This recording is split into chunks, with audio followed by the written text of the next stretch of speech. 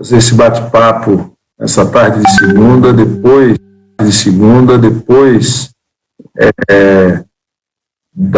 do passeio de jet ski do presidente Jair Bolsonaro, hein? Pois é. Hoje o passeio de jet ski do passeio do presidente Bolsonaro. Pois é.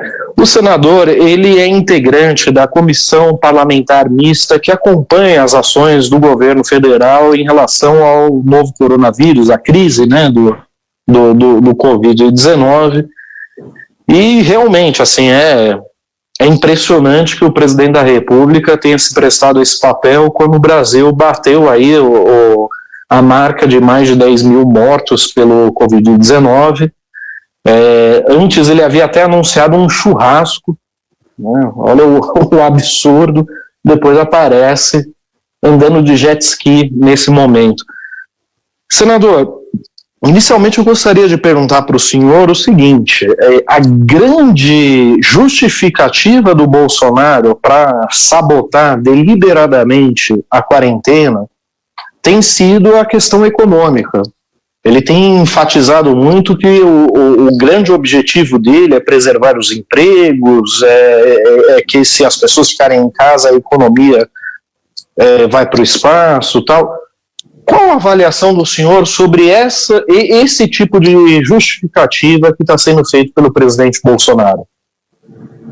Bom, primeiro, o presidente e a sua equipe trabalha com uma perspectiva de ajuste econômico, com uma agenda independente do momento que a gente vive. É o mais ideológico, talvez o mais ideológico de toda a história do Brasil. Quando eu falo ideológico, é apegado a convicções, a dogmas, e no caso Guedes, talvez o mais ideológico dos ministros da economia, que prega um terrorismo fiscal desde o primeiro dia de governo, é contra qualquer política de inclusão pelo direito, ou seja, qualquer sistema de proteção social é um custo para o Estado.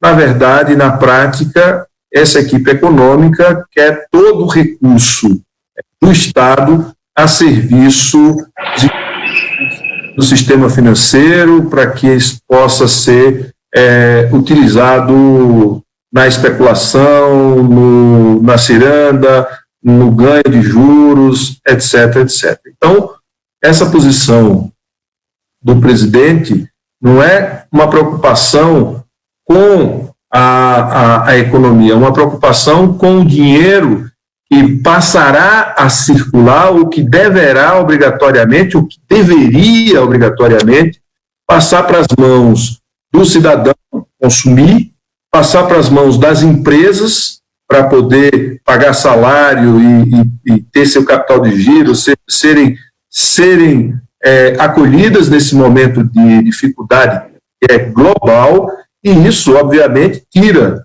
1,3 trilhão de reais da economia financeira, ou seja, do mercado financeiro, que é onde esse dinheiro circula e produz muito lucro para uma dúzia de instituições financeiras, incluindo algumas agências e instituições internacionais. Porque se nós não temos, se nós temos só de ganho fiscal, veja só, ganho fiscal, na valorização do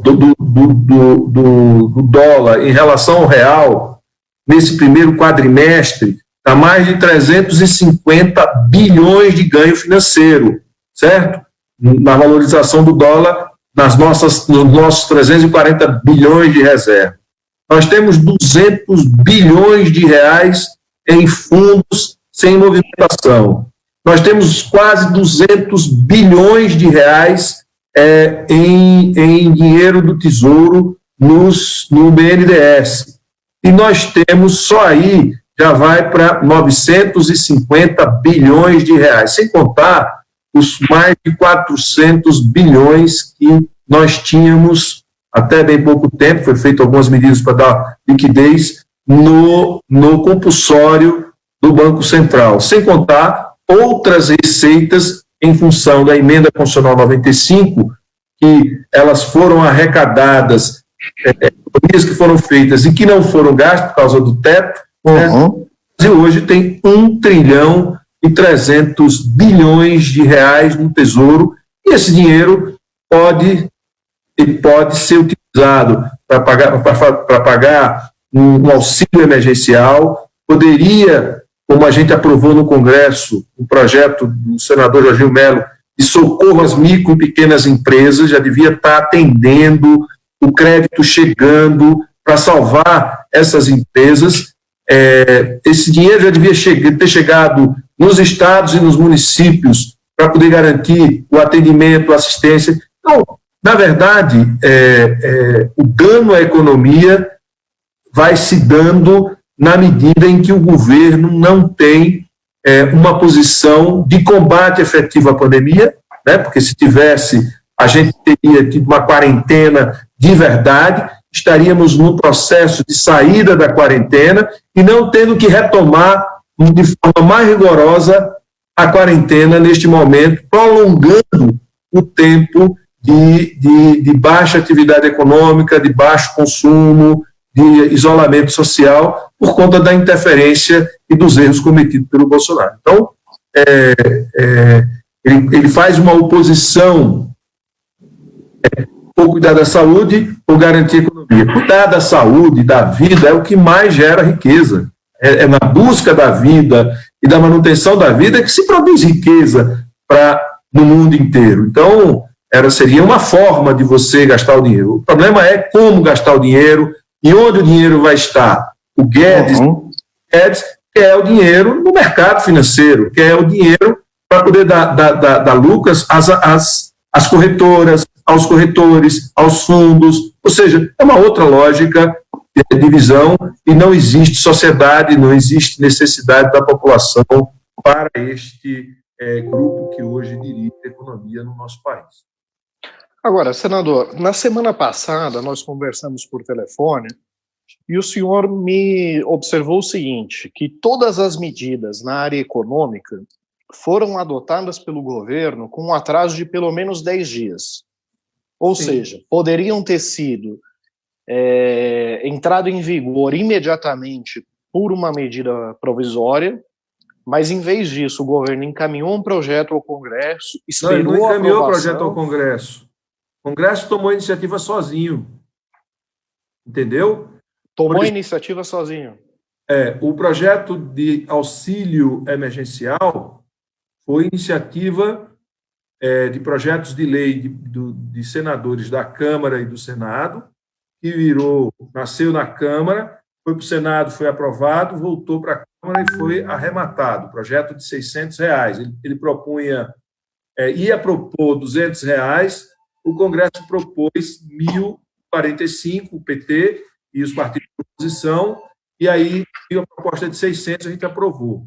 Na sequência, o Senado aprovou um outro projeto que reunia vários projetos de vários senadores, que incluía várias outras categorias para receber o auxílio, foi para a Câmara aprovou, voltou para o Senado, finalizamos o trabalho parlamentar, ou seja, do Congresso. Então, a gente tem o projeto 873 aprovado, que é a ampliação do auxílio emergencial para mais 20 milhões de brasileiros em mais de 20 profissões, e o presidente, há mais de 10 dias, não sanciona.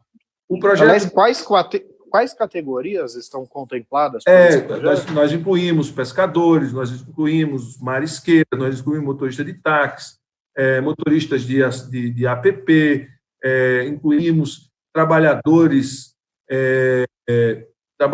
como psicólogo, fisioterapeuta, pessoas que não têm condição de trabalhar e que vão ter que trabalhar, profissionais da cultura, de uma maneira geral, que estão prejudicados. Todas essas categorias, dá em torno de 20, que chega aí a uns mais 20 milhões de pessoas, a gente estendeu o benefício dos R$600. E ele não sancionou, já faz mais de 10 dias que esse projeto está pronto. Nós aprovamos o projeto de lei de autoria do senador Jorginho Melo, de Santa Catarina, que cria um fundo para empréstimos a micro e pequenas empresas. Eu particularmente acho que é caro, mas foi isso que a gente conseguiu. Selic mais 1,5% ao ano. Isso dá 5%. Como a taxa Selic deve cair, deve ficar em torno de 3% ao ano, com prazo de 18 a 24 meses, para que as empresas, micro e pequenas empresas, possam tomar dinheiro com garantias, fundo que foi criado, certo? E de até 190 bilhões de reais para salvar as micro e pequenas empresas. O presidente também não sancionou esse projeto de lei.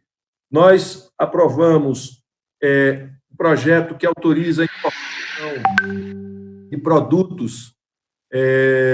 produtos e equipamentos dos países que têm agência consolidada, como a Anvisa, Estados Unidos, China, Japão e União Europeia. Faz uma semana, ele não sancionou. Nós aprovamos a emenda emergencial a estados e municípios, na semana passada, ele ainda não sancionou. Então, veja, ele demora para sancionar, e quando é sancionado um projeto de lei, ele demora a implementar de forma prática. Senador, me permita interromper o senhor. Toda essa dificuldade que ele impõe, seja o pagamento do auxílio emergencial, ou nesse atraso a sancionar as leis aprovadas pelo Congresso, não é também uma forma de sabotar a quarentena? E eu aproveito esse momento para dizer que quem está nos acompanhando pode enviar perguntas pelo chat aqui, isso, que a gente vai fazendo. Então, eu não tenho a menor dúvida. Eu tenho certeza de que é uma forma de boicote. Ele vai ganhando tempo. Por exemplo, o projeto de lei de auxílio às santas casas, ele foi sancionado no último minuto do segundo tempo. Ele tem 15 dias para sancionar o projeto de lei. Se nós estivéssemos fossem projetos aprovados numa situação de normalidade, esses 15 dias não faria a menor diferença. Mas, no momento de pandemia, você dobra o número de pessoas mortas, o número de mortes dobrou em 15 dias. O número de casos, mais do que dobrou em 15 dias. Certo? Então, nós estamos falando aí de vidas que nós perdemos e da tensão que ele provoca. Porque, na prática, ele tem provocado uma tensão e gera tensão para que as pessoas saiam da quarentena. Né? O movimento do presidente é para que as pessoas deixem a quarentena. E se você pegar o dado que avalia o quão eficiente está sendo a ação da quarentena, ou se está crescendo ou não a pandemia, é o seguinte: quanto é o índice de transmissibilidade, ou seja, para quantas pessoas o indivíduo transmite a doença. Se tiver em 1 ou abaixo de 1, você está mantendo ou diminuindo a pandemia. Se tiver acima de 1, ela está crescendo. E com a quarentena, nós saímos de um índice de 4 de uma pessoa contaminando 4 para próximo de 1. Então, você imagine quantas mortes nós evitamos. O que aconteceu? Com as intervenções do Bolsonaro, esse índice aumentou para acima de 1 pouco. Onde aumentou, foi crescendo exponencialmente o número de casos e, consequentemente, o número de mortes. E tem um problema, que essa doença, inicialmente, parecia ser democrática, pegar ricos e pobres, mas São Paulo, com menos de 50% de adesão, certo? Tinha de próximo de 1, acima de 1 pouco. O Rio de Janeiro, um pouquinho, muito semelhante a São Paulo, o índice de transmissão, mas só que com 62% de adesão ao isolamento. O que significa isso? São Paulo, como é uma cidade mais rica, a transmissão é menor, mesmo com adesão menor. O Rio de Janeiro é uma cidade mais pobre, mais gente morando, mais gente por cômodo habitacional, a transmissão é maior. Então, ela também é como toda doença transmissível, praticamente como toda doença, ela vai matar mais pobre do que rico, e no Brasil vai matar mais preto do que branco, porque a maioria dos pretos eles estão, né, da população de cor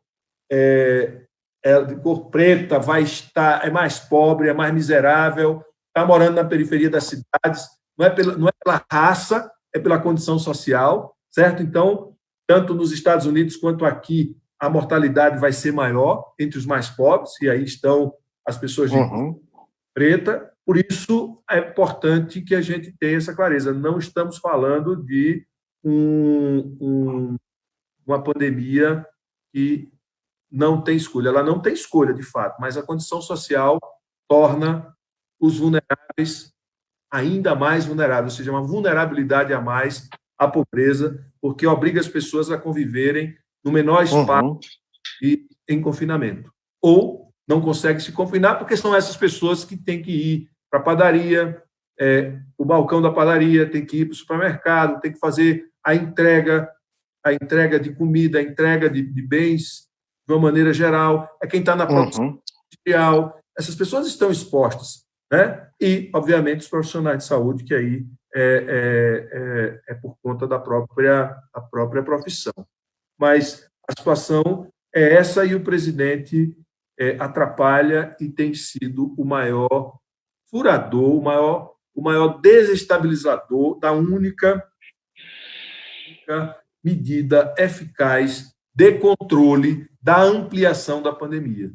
Você vê que a Inglaterra, dados recentes, a preocupação com a Covid em crianças. Pode ser que a gente tenha um surto de uma doença em crianças que ninguém sabe muito bem, e com alta de mortalidade, que ninguém sabe muito bem como lidar. A doença ela vai ganhando contornos dramáticos. Ela provoca coagulação de microvasos, ela traz insuficiência cardíaca, ela dá endocardite grave, e o clássico que é a pneumonia, né, com insuficiência respiratória. Então, é muita insensibilidade, falta de empatia e de compaixão de quem faz o governo Bolsonaro no combate a essa pandemia.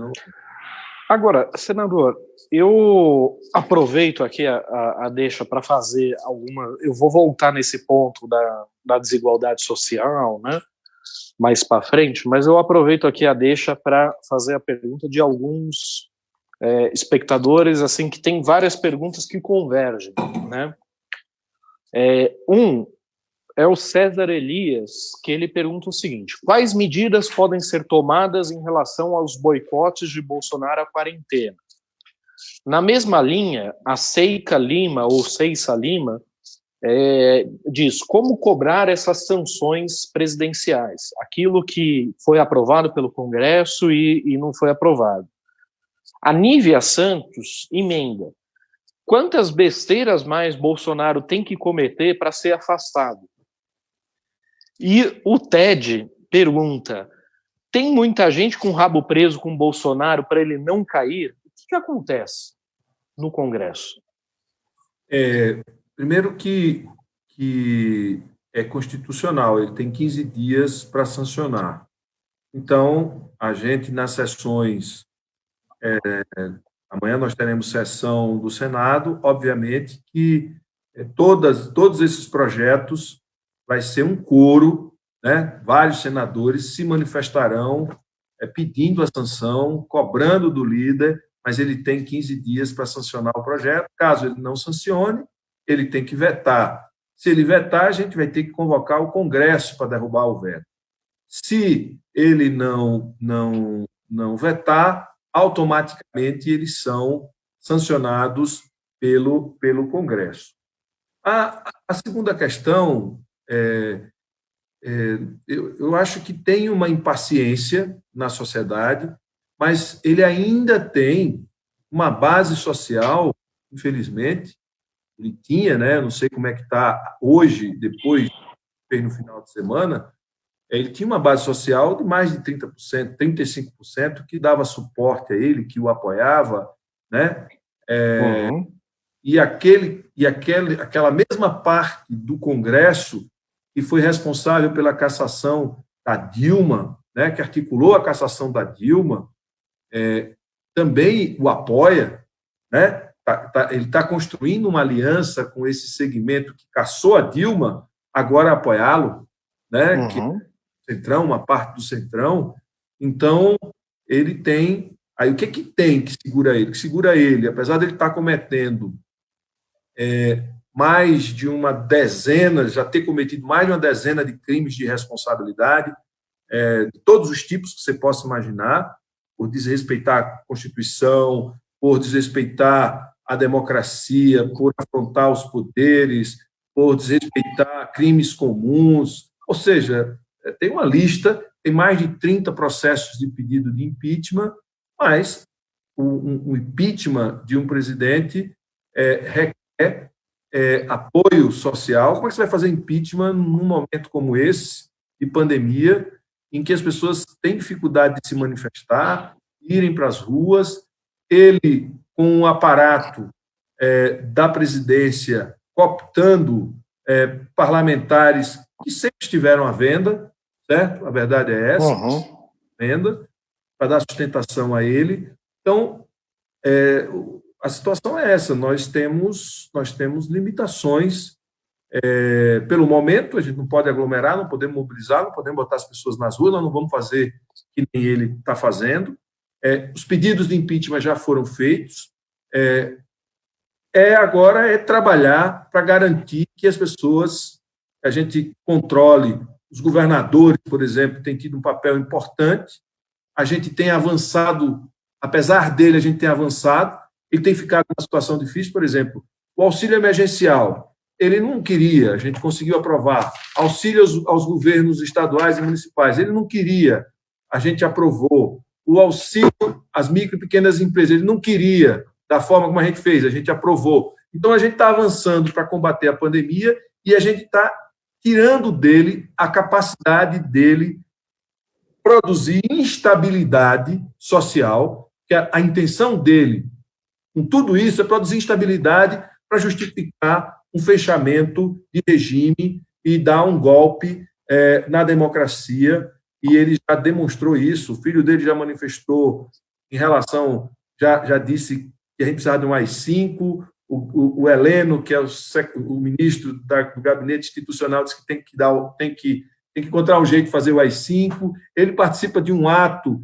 em defesa do AI-5. Para quem não sabe o que é o AI-5, é o ato institucional número 5, que deu ao Exército e ao governo militar capacidade de prender, torturar, matar, não é isso? Foi isso que aconteceu durante a ditadura, e ele a vontade dele e o desejo dele e as ações dele é no sentido de gerar uma desestabilização. O que a gente pode fazer?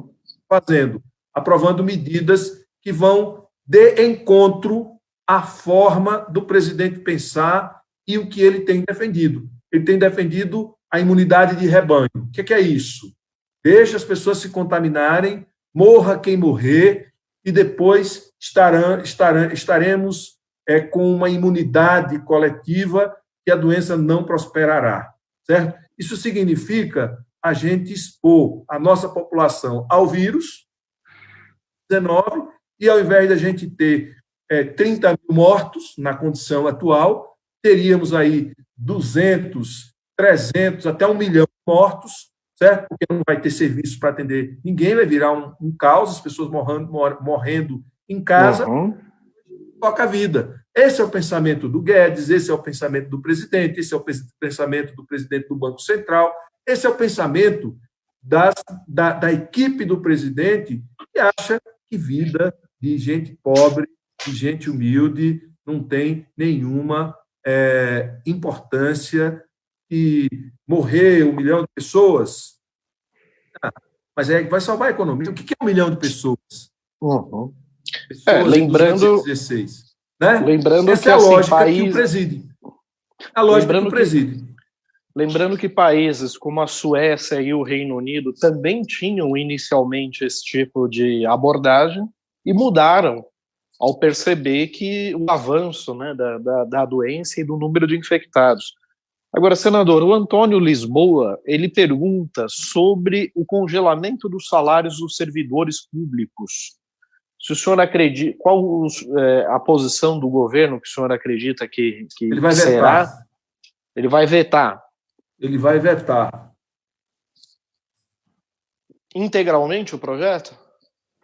Ele vai vetar o pagamento de reajuste para todos os servidores. Declaração dele, pedido do Guedes, certo? O Guedes tem dito que essa é a forma de salvar o ajuste econômico, apesar da pandemia, ou seja, de novo, o fiscalismo, num momento como esse, ganha essas proporções. Como você falou, a Inglaterra pensava desse mesmo jeito, a Suécia pensava desse mesmo jeito, eles voltaram atrás, e a Inglaterra não tem prazo para sair da quarentena, tá certo? Uhum.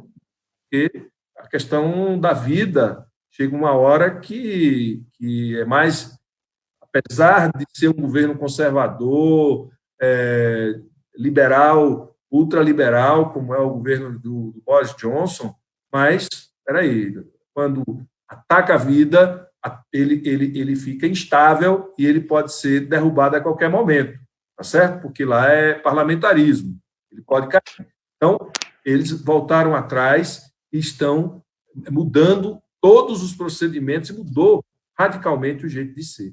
O próprio Donald Trump recuou, né? Só o Bolsonaro e o ditador da Belarússia, né? Uhum. O que pretende matar o vírus com vodka? Com vodka, exatamente, e ele com cloroquina, que a gente já sabia, feito nenhum, né? Ela lá com vodka e ele com cloroquina. Daqui a pouco ele vai aparecer com alguma outra droga miraculosa para matar o vírus, né?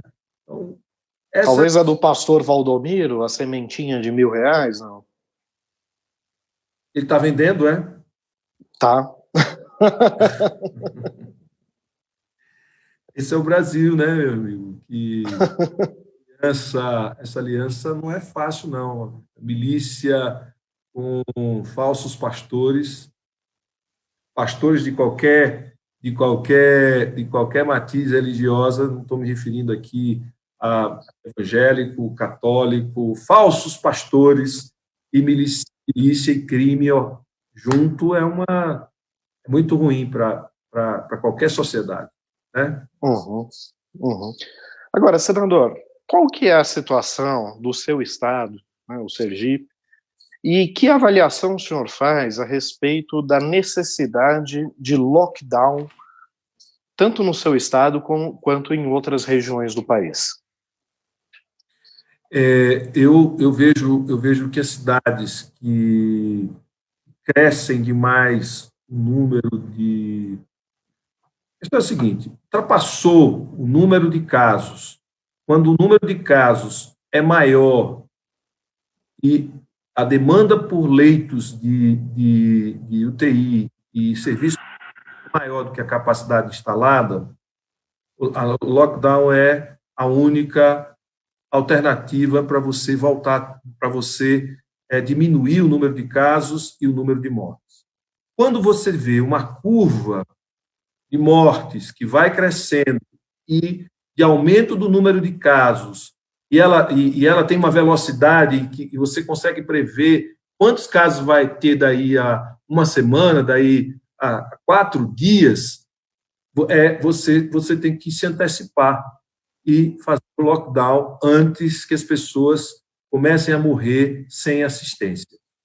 Então, eu acho que, neste momento, o que indica o Rio de Janeiro, pela condição social e a vulnerabilidade maior das suas populações requer um lockdown da cidade do Rio de Janeiro, né, mais rápido possível, e isso vai evitar um número de mortes significativo.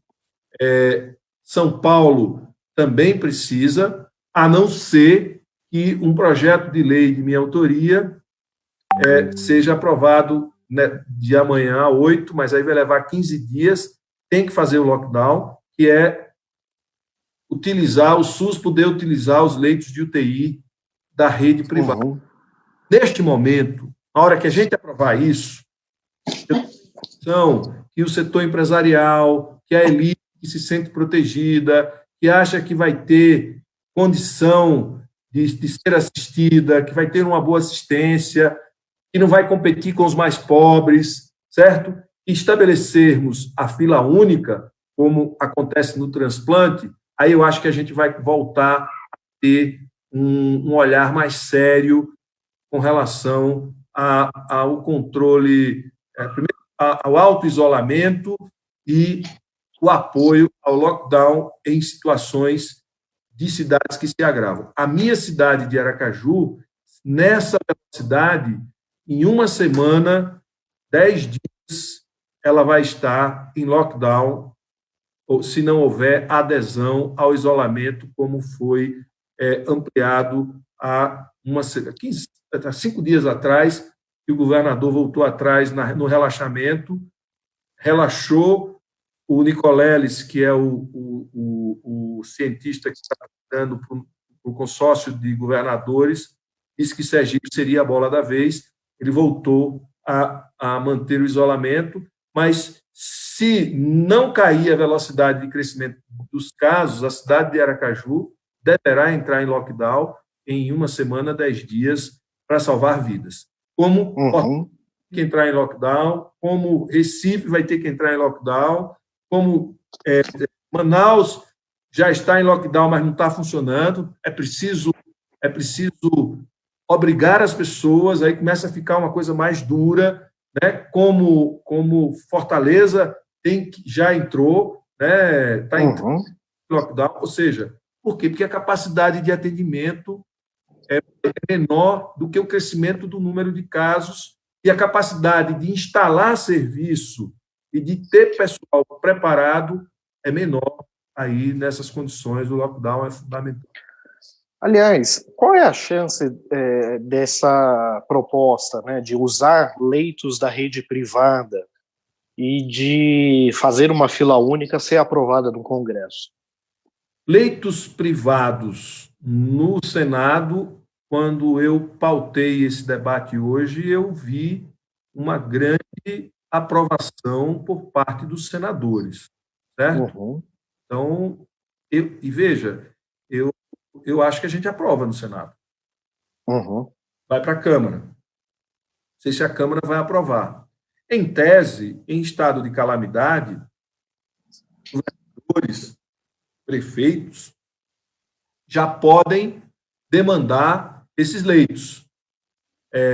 O que a gente está fazendo é reforçar. O projeto de lei de minha autoria, da autoria da bancada do PT, é reforçar essa possibilidade e definir que vai pagar. E como vai? Porque é privado, vai prestar o serviço, você tem que pagar, tá certo? É justo que seja pago um preço justo. Justo pela utilização do leito, pela diária do leito, que vai ser utilizado no setor privado. Mas não faz sentido as pessoas não terem leitos no Rio de Janeiro, por exemplo, e ter uma rede privada enorme com um leito ocioso. Com 70% de leitos vagos, e as pessoas morrendo por falta de leito.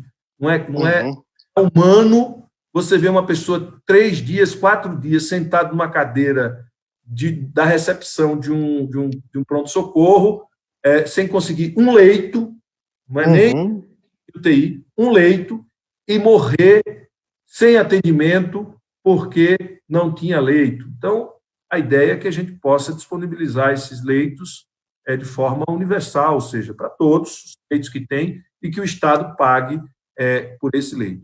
Eu acredito que o Senado vai aprovar. E, antes de encerrar a nossa conversa, como tem sido a atuação do consórcio Nordeste no suporte aí aos governadores da região? Imagino que, assim, diante da omissão do governo federal, os estados estão buscando alternativas para tentar burlar, para tentar, enfim, fazer algo que o governo federal se recusa a fazer, não? Rodrigo, eu vou dizer para você o seguinte: não fosse o consórcio de governadores do Nordeste, e dali partiu uma articulação que ampliou para o Norte, o Centro-Oeste, para o Sudeste, para o Sul, não fosse essa iniciativa dos governadores do Nordeste e essa articulação entre os governadores que se posicionou quase que de forma unânime contra o relaxamento demandado pelo Bolsonaro, provocado pelo Bolsonaro, nós já estaríamos numa situação de extrema gravidade da pandemia no nosso país, uma situação sanitária de extrema gravidade. Então, eu diria que foi fundamental essa articulação dos governadores, porque foram eles que garantiram, junto com os prefeitos de grandes cidades, o segmento, ou seja, segmento da orientação científica, ou seja, não negaram as evidências que o mundo apresentava da gravidade da pandemia e adotaram medidas baseadas nas evidências de como deveria, das evidências da gravidade, de como deveríamos nos conduzir diante da pandemia, que conhecimentos estão disponíveis e como a gente agir. Aliás, o senhor pode dar um exemplo de uma iniciativa do Consórcio Nordeste, não? Por exemplo, compra de equipamentos. Fizeram em conjunto. 2, a quarentena. Manter a quarentena. 3, a ação junto ao STF para garantir que os estados e os municípios pudessem decretar o isolamento. Certo? Medidas concretas, certo? A criação de conselhos científicos para orientar as ações dos governadores, né? O acompanhamento da pandemia para definir medidas emergenciais de controle, né? Foram várias iniciativas, eu falo especificamente da atuação do Consórcio Nordeste, mas se você vê, por exemplo, na Bahia, você tem uma condição ainda razoável por conta da atuação firme e da articulação tanto do governador quanto do prefeito da capital. Você vai ver isso no Piauí, né? Se olhar no mapa, o Piauí é um estado que está bastante... O Ceará tem um problema a mais, que não é o Ceará, é Fortaleza, porque Fortaleza, assim como São Paulo, são hubs aeroportuários importantes em que o fechamento das fronteiras, apesar de pedido pelos governadores, não foi atendido pelo governo federal em tempo. Nós teríamos que ter fechado as fronteiras e reduzido o número de voos internacionais muito antes, para evitar pessoas contaminadas que chegaram pelo Ceará, que chegaram por São Paulo, que chegaram pelo Rio de Janeiro. Não sei se você sabe, mas Fortaleza é hoje uma das cidades que mais voos internacionais faz, né?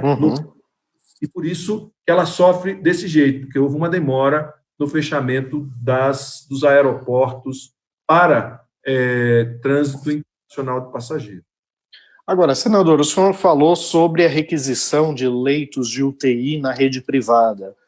O que o senhor acha a respeito da alocação de vagas na rede hoteleira, de pousadas, para abrigar a população em situação de rua nesse momento? Veja, isso está sendo feito na Bahia, né? O governador, numa das reuniões que ele participou conosco, ele sugeriu uma medida como essa para abrigar idosos, profissionais de saúde, alguns grupos mais vulneráveis terem alojamentos específicos para poder não contrair a doença, e isso está sendo feito em alguns estados. Não como uma medida coordenada, né? O que deveria... Eu acho uma medida muito, muito consistente.